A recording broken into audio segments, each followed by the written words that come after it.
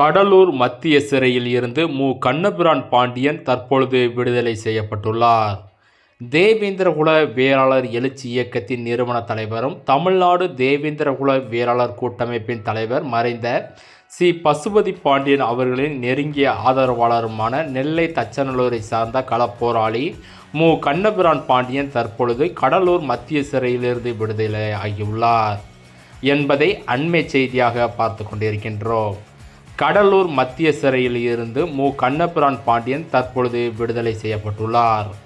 தேவேந்திரகுல வேளாளர் எழுச்சி இயக்கத்தின் நிறுவன தலைவரும் தமிழ்நாடு தேவேந்திரகுல வேளாளர் கூட்டமைப்பின் தலைவர் மறைந்த சி. பசுபதி பாண்டியன் அவர்களின் நெருங்கிய ஆதரவாளருமான நெல்லை தச்சநல்லூரை சார்ந்த களப்போராளி கண்ணபிரான் பாண்டியன் தற்பொழுது கடலூர் மத்திய சிறையில் இருந்து விடுதலை ஆகியுள்ளார்.